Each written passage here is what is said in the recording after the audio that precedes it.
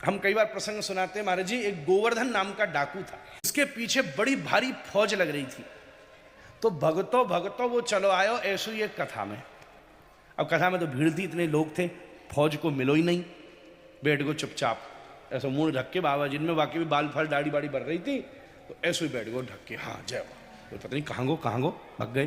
पंडित जी वहां में वर्णन कर रहे ठाकुर जी के सौंदर्य को, कि ठाकुर जी गौचारण को जावे वाले हैं, तो मैया कैसो तैयार कर रही है।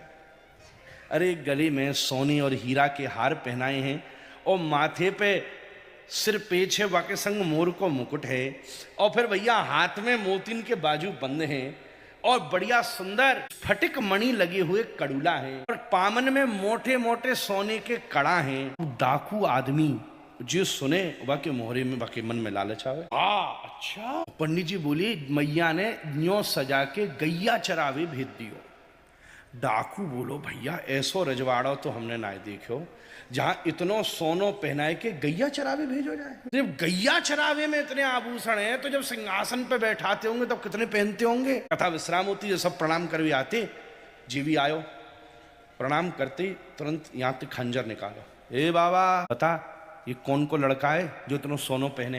बता रहा ना बता रहा, मैं अभी मार दूंगा, नाम ही बदमाश हूं, फौज लग रही है पीछे, छोड़ूंगा नहीं। तो पंडित जी बोले अरे भैया जी तो कथा है भागवत जी की, हम सुना रहे।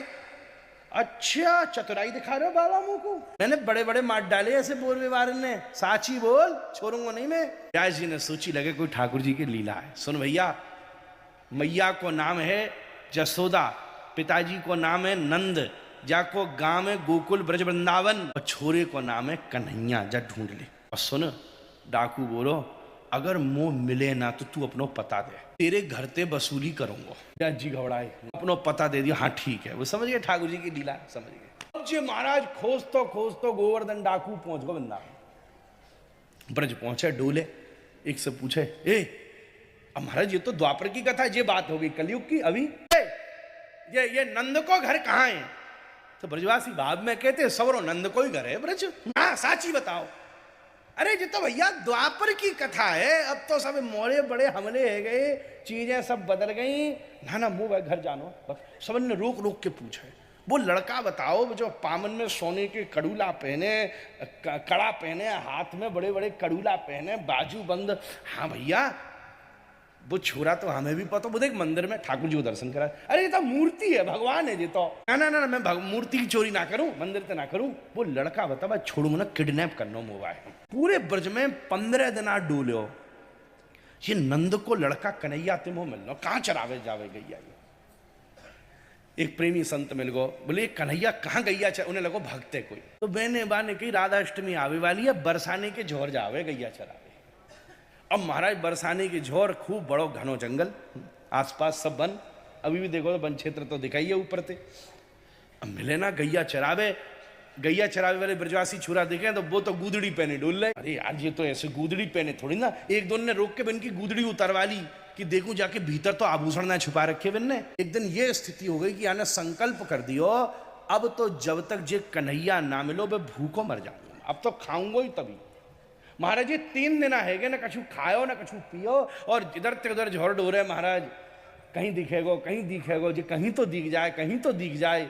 कौन है नंद को छुरा, 84 खंबा पे चलोगो। अरे ये तो सब उजड़ो पड़ो यार, ऐसा तो पंडित जी सुना नहीं रहे, वो ब्याज जी तो झूठे होंगे नहीं, लग तो रो सब कह भी रहे हाँ कन्हैया यहीं रहे, पर मिल ना रहे हो महाराज। एक दिन ऐसो आखा गयो कि बैठ के बोले अगर इस संसार में भगवान है तो मोए कन्हैया से मिलाओ। बैठ गो नहीं तो मैं मर जाऊंगा। बेहोश होके गिरो तो काऊ ने सिर पे हाथ फेरो, आंख खोली तो जैसो व्यास जी ने वर्णन कियो ठीक वैसो ही स्वरूप धर के श्री राधा रमण लाल सामने सबरी गैया।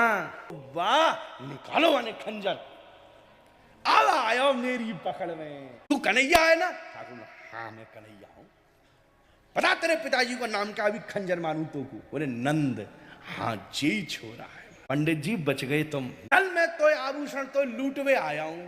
ठाकुर जी बोले या ब्रज को तो सबसे बड़ो लुटेरा मैं हूं, तू वो कहां ते लूटेगो, या तो मैं लूट तो डोरू समझने। अच्छा तू वो लूट लेगो? डाकू बोलो। ठाकुर बोले हाँ। इस दुनिया में सबसे पहना अगर कुछ है तो हमारे श्री ठाकुर जी के नेत्रन को विलास है।